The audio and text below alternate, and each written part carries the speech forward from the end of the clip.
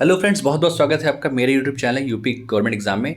दोस्तों, अभी Allahabad high court का पेपर होने वाला है और उसमें कंप्यूटर के लगभग 20 क्वेश्चन आने वाले हैं और जितने भी क्वेश्चन आते हैं वो बहुत अच्छे लेवल के होते हैं। इसलिए आप कंप्यूटर के क्वेश्चन को बहुत अच्छे तरीके से पढ़ के जाएँ और अच्छा स्कोर करने की कोशिश करें, क्योंकि ये आपका स्कोरिंग सब्जेक्ट हो सकता है। दोस्तों, मैंने जो क्वेश्चन लिए हैं वो सारे ही अच्छे क्वेश्चन लिए हैं, मॉडरेट टू टफ लिए हैं, इसलिए आप इन क्वेश्चन को भी देख लें। दोस्तों, स्टार्ट करते हैं कि पहला क्वेश्चन कह रहा है, लॉजिक चिप का दूसरा नाम क्या है? लॉजिक चिप को और आप किस नाम से जानते हैं? तो आपका आंसर होगा माइक्रो प्रोसेसर के नाम से। माइक्रो प्रोसेसर को आप लॉजिक चिप के नाम से भी जानते हैं। किस नाम जानते हैं? लॉजिक चिप से। अगला क्वेश्चन देखिए,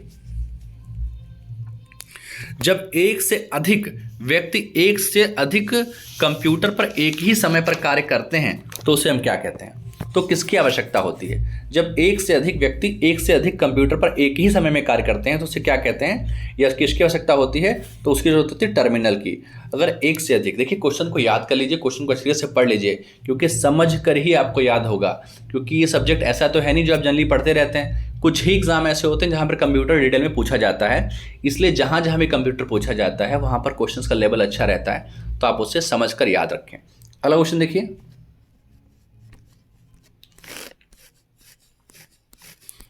देखिए, क्वेश्चन कह रहा है, माइक्रो प्रोसेसर चिप के उस एरिया को डैश भी कहते हैं जिसका प्रयोग उन निर्देशों और आंकड़ों को अस्थायी रूप से संचित करने के लिए किया जाता है, संभवतः प्रोसेसर जिनका प्रायः प्रयोग करेगा। यानी कि माइक्रो प्रोसेसर चिप के उस एरिया को ये भी कहते हैं, क्या कहते हैं? वो कहते हैं कैश। ठीक है, तो कैश का काम क्या होता है कि ये उन निर्देशों और आंकड़ों को अस्थायी रूप से संचित करने के लिए किया जाता है जिनका प्रोसेसर बाद में उपयोग करेगा, प्रायः उपयोग करता है। तो आंसर होगा कैश। देखिए, कैश हो गया, टर्मिनल हो गया, या आपकी जो पोर्ट वगैरह होते हैं, या जिस तरीके से बस हो गया, इस तरीके के क्वेश्चन बहुत पूछे जाते हैं और इन्हीं क्वेश्चंस को आपको रिवाइज करना है। बेसिक क्वेश्चन सभी लगा ही लेते हैं। अगला क्वेश्चन देखिए, सिलिकॉन है। सिलिकॉन क्या है? सिलिकॉन एक सेमीकंडक्टर है, इसे हम कहते हैं अर्धचालक है। एक और आप देखिए, जर्मेनियम। जर्मेनियम भी आपका अर्धचालक है। जर्मेनियम और सिलिकॉन, ये मोस्ट इंपॉर्टेंट क्वेश्चन है, कई बार एग्जाम में पूछा गया है, इसलिए आप इस क्वेश्चन को भी याद रखें। आपसे पूछेगा इनमें से कौन अर्धचालक है, तो आपका आंसर होगा सिलिकॉन या जर्मेनियम। या आपसे पूछेगा जर्मेनियम क्या है, तो आप कहेंगे सेमीकंडक्टर है, अर्धचालक है। अगला क्वेश्चन देखिए, एक मल्टीपर्पज प्रोग्रामेबल डिवाइस है जो इनपुट के रूप में डिजिटल डाटा एक्सेप्ट करता है और अपनी मेमोरी में स्टोर इंस्ट्रक्शन के अनुसार प्रोसेस करता है और आउटपुट के रूप में रिजल्ट देता है। आप बताइए क्या है? ठीक है, आपसे पूछ रखा है कि एक मल्टीपर प्रोग्रामेबल डिवाइस है। ठीक है, डिवाइस क्या होती है? ये होगी आपकी माइक्रो प्रोसेसर। माइक्रो प्रोसेसर जो होता है एक डिवाइस होती है जो इनपुट के रूप में डिजिटल डाटा लेती है और अपनी मेमोरी में स्टोर इंस्ट्रक्शन के अनुसार प्रोसेस करती है और आउटपुट के में रिजल्ट। देखिए, प्रोसेसर का मतलब क्या होता है कि आपने जो डाला और उसके बाद जो आपको मिला, तो उसके बीच में जो काम किया है वो प्रोसेसर करता है, उसी को हम कहते हैं माइक्रो प्रोसेसर। ठीक है, नेक्स्ट क्वेश्चन पे चलते हैं। छोटे सिलिकॉन चिप पर ट्रांजिस्टरों और अन्य इलेक्ट्रॉनिक कंपोनेंट सहित कंप्लीट इलेक्ट्रॉनिक सर्किट को क्या कहते हैं? वर्क स्टेशन कहते हैं, सीपीयू कहते हैं, मैग्नेटिक डिस्क कहते हैं, इंटीग्रेटेड सर्किट कहते हैं, या कॉम्प्लेक्स सर्किट कहते हैं। छोटे सिलिकॉन के जो चिप होते हैं, अब जाहिर सी बात है यहाँ देखिए सिलिकॉन आ गया, और आईसी चिप जो होती हैं, इंटीग्रेटेड सर्किट, वो आपके सिलिकॉन की ही बनी होती हैं। आपसे पूछेगा कि आईसी की खोज किसने की, तो आप कहेंगे जेम्स केल्विन ने। आप कहेंगे आईसी बनी किसकी होती हैं, तो आप कहेंगे सिलिकॉन की। आईसी की फुल फॉर्म क्या होती है? Integrated circuit. ये तीनों तरीके से क्वेश्चन पूछे जा चुके हैं और आगे भी पूछे जाने के चांसेस हैं, याद रखिएगा।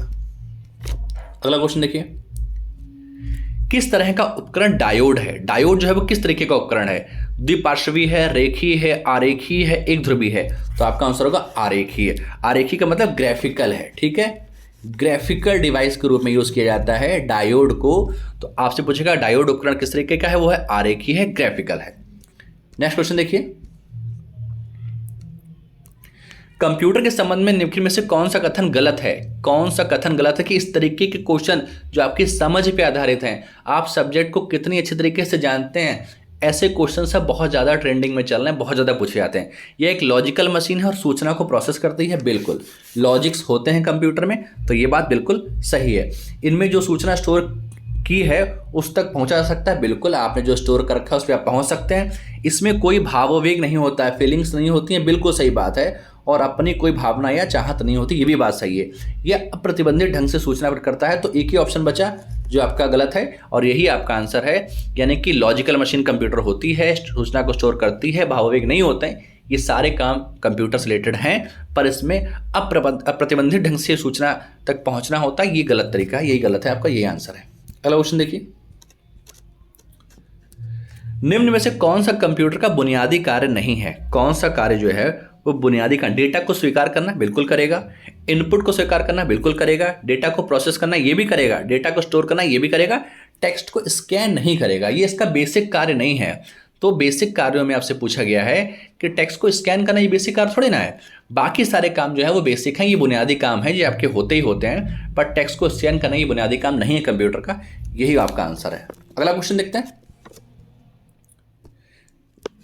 योजना बनाने में प्रयुक्त डेटा यंत्र प्रायः कहा जाता है? योजना विश्लेषण यंत्र, निर्णय विश्लेषण यंत्र, निर्णय समर्थक यंत्र, उक्त में से कोई नहीं। योजना बनाने में प्रयुक्त डाटा कैसा होता है बताइए?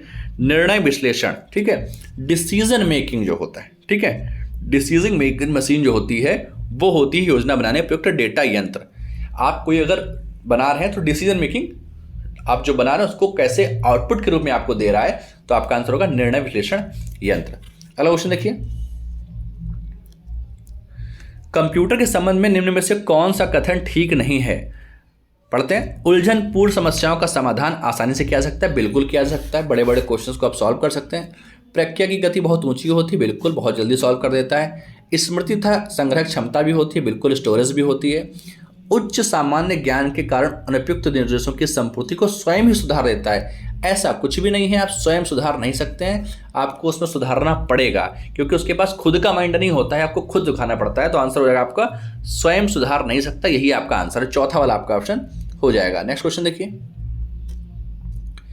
निम्न में से कौन से गुण कंप्यूटर की स्थिति के अनुरूप लचीले व्यवहार को दर्शाते हैं? सटीकता, विश्वसनीयता, बहुकौशल, अविराम। तो सटीकता होता है या विश्वसनीयता होता है, बहुकौशल। देखिए कौन से गुण कंप्यूटर के अनुरूप लचीले व्यवहार को दर्शाते हैं, वो होती है बहुकौशल, वर्सेटिलिटी, यानी कि बहुत सारे टैलेंट का होना, ये कंप्यूटर की क्वालिटी के अंतर्गत आता है, और यही चीज़ जो है उसके लिए एक वर्सेटिलिटी का जो काम करती है, व्यवहार को दर्शाती है। तो आंसर होगा बहुकौशल, वर्सेटिलिटी। अगला क्वेश्चन देखिए,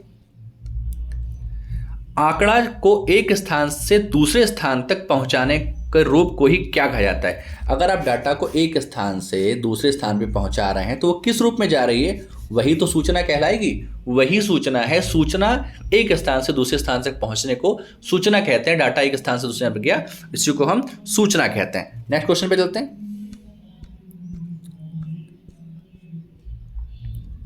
स्कूल और कॉलेज में अभिलेख तैयार करने के लिए किस प्रकार के कंप्यूटर का उपयोग किया जाता है? देखिए स्कूल और कॉलेजों में जो आप कुछ भी तैयार करते हैं कंप्यूटर पे, तो वो सामान्य उद्देश्य के लिए होता है, विशिष्ट उद्देश्य के लिए नहीं होता है। सामान्य उद्देश्य क्या होते हैं? आपको अपनी फाइल बनानी है, आपको वर्कशीट बनानी है, अटेंडेंस शीट बनानी है, आपको कोई डायरी मेंटेन करनी है, तो सामान्य उद्देश्य हैं। तो स्कूल कॉलेजों में जो कंप्यूटर का यूज़ होता है वो सामान्य उद्देश्य के लिए होता है।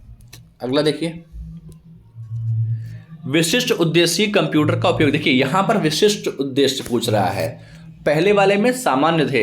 देखिए कृषि विज्ञान में भी कंप्यूटर का यूज होता है, मौसम विज्ञान में भी होता है, अंतरिक्ष विज्ञान में भी होता है, इसका मतलब आपका आंसर होगा सभी। तो विशिष्ट कार्यों के लिए कंप्यूटर यूज होता है, वो ये काम है। और जो सामान्य उद्योग होते हैं, जैसे आप अपना कोई काम करते हैं, आप पर्सनल कंप्यूटर पे कोई काम करते हैं, वो सामान्य उद्देश्य हो गए। और सुपर कंप्यूटर का काम हो गया, अंतरिक्ष विज्ञान में काम हो गया, ये सब विशेष कार्यों के लिए होता है। तो आपका आंसर होगा ये सभी। अगला क्वेश्चन देखिए, कंप्यूटर निम्नलिखित में से कौन सा कार्य नहीं कर सकता? कंप्यूटर कौन सा कार्य नहीं कर सकता? एग्जीक्यूट कर सकता है, प्रोसेसिंग कर सकता है, कंट्रोलिंग कर सकता है, पर अंडरस्टैंडिंग नहीं कर सकता। इसके पास फीलिंग नहीं होती हैं, इसके अंदर कोई मनोभाव नहीं होता है। तो आपका आंसर होगा अंडरस्टैंडिंग। अंडरस्टैंडिंग कंप्यूटर नहीं करता है, बाकी सारे काम करता है, आउटपुट भी करता है। अगला क्वेश्चन देखिए, निम्न कथनों में से कौन सा कथन गलत है? आप एक ही पर्सनल कंप्यूटर का उपयोग करके 3 से अधिक ईमेल आईडी नहीं बना सकते हैं। ईमेल आईडी से में रिक्त स्थान नहीं हो सकता है, बिल्कुल सही बात है। एक ईमेल आईडी में केवल हैशटैग एक बार बना होता है, बिल्कुल सही बात है। ईमेल आईडी केस संबंधी सेंसिटिव होता है, बिल्कुल सही बात है। आपका आंसर होगा एक ही ईमेल आईडी पर आप 3 से अधिक ईमेल नहीं बना सकते हैं। ये गलत बात है और यही आपका आंसर है, क्योंकि आपसे वो कह रहा है कि कौन सा कथन गलत है, क्योंकि आप कई आईडियां बना सकते हैं कि उस पर्सनल कंप्यूटर से, 3 कोई बाउंडेशन नहीं है। तो आपका आंसर होगा फर्स्ट। अगला देखिए, इनमें से कौन सा एक तथ्य खोज तकनीक नहीं है। ठीक है, इनमें से कौन सा एक तथ्य खोज तकनीक नहीं है, तो होगा साक्षात्कार, प्रश्नीकरण, फोटोग्राफी, अवलोकन। देखिए खोज तकनीक का मतलब हो गया फोटोग्राफी की खोज जो हुई है, प्रश्नीकरण का मतलब कोई क्वेश्चन का सॉल्व करना, अवलोकन मतलब अंडरस्टैंडिंग करना, साक्षात्कार का इसका कोई संबंध नहीं है। तो आपका आंसर होगा साक्षात्कार। आपका क्या होगा? साक्षात्कार। ठीक है, अगला क्वेश्चन देखिए, कंप्यूटरों के संदर्भ में कंपेटेबिलिटी का क्या अर्थ होता है? कंपेटेबिलिटी का मतलब क्या होता है कि किसी के कंपेयर में कोई चीज साथ में चले, कोई चीज आप किसी के साथ मिला के चलें। सॉफ्टवेयर प्रयोक्ता के लिए सही काम कर रहा है, गलत। यह जॉब को हैंडल करने के लिए वर्सेटाइल है, ऐसा भी नहीं है। सॉफ्टवेयर कंप्यूटर पर चलने में समर्थ है, ऐसा भी नहीं है। सॉफ्टवेयर पहले इंस्टॉल किए गए सॉफ्टवेयर के साथ साथ ही चल रहा है। कंपेटेबिलिटी का मतलब क्या है? साथ साथ सपोर्ट करके चलना। ठीक है, तो यही आपका आंसर होगा। अगला देखिए, स्टोरेज की थोड़ी सी जगह में बहुत सी फाइलों को स्टोर करने के लिए निम्न में से किसका प्रयोग किया जाता है? थोड़ी सी जगह में अगर आपको बहुत सी फाइलें स्टोर करनी है तो आप फाइल को एडजस्ट करेंगे? नहीं। फाइल की कॉपी करेंगे तो और बढ़ जाएगा। फाइल को कंपेटिबिलिटी करेंगे? ऐसा भी कुछ नहीं है। फाइल कंप्रेशन करेंगे। कंप्रेस करना क्या होता है? किसी का साइज कम कर देना, उसको थोड़ा सा छोटा कर देना। तो आंसर होगा फाइल कंप्रेशन। अगला क्वेश्चन देखिए, सारे क्वेश्चन हो गए। सारे क्वेश्चन बहुत इंपॉर्टेंट है, इसलिए सारे क्वेश्चन को आप याद कर लें। और इस तरीके की वीडियो मैंने पहले भी 1-2 डाल चुके हैं, उसको भी आप देख लें जाके। और आप मेरे चैनल को सब्सक्राइब कर लें, क्योंकि इस तरीके की वीडियो मैं बनाता रहता हूं। दोस्तों, वीडियो देखने के लिए धन्यवाद।